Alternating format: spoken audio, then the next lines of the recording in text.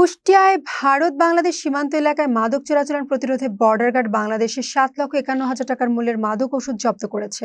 Kushtia battalion 47 বিজিবির অধিনায়ক lieutenant colonel Rashed Kamal Roni আজ দুপুরে এক প্রেস বিজ্ঞপ্তিতে তথ্য নিশ্চিত করেন। বিজ্ঞপ্তিতে জানানো হয়, গোয়েন্দা তথ্যের ভিত্তিতে আজ 2 মে ধর্মদাহ ও বিলোগাথুয়া সীমান্ত এলাকা বিজিবির একটি দল বিশেষ অভিযান পরিচালনা করে। অভিযানে মালিকবিহীন অবস্থায় 40 বোতল ভারতীয় মদ, 4 বোতল ফেন্সিডিল এবং 2300 পিস ডেক্সামেথাসন ট্যাবলেট উদ্ধার করা হয়। উদ্ধারকৃত মালামাল ব্যাটালিয়ন সদরে জমা রাখা হয়েছে এবং চোরাচালান রোধে বিজিবির এই কঠোর নজরদারি অভিযান অব্যাহত থাকবে বলে জানানো হয়েছে।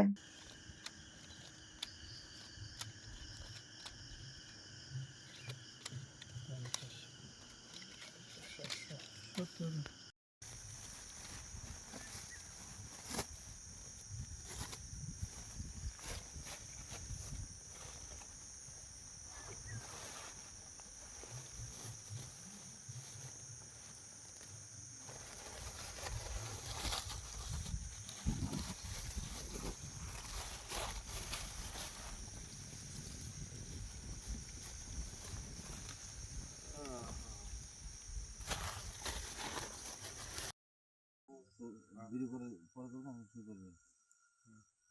কথা বলবো।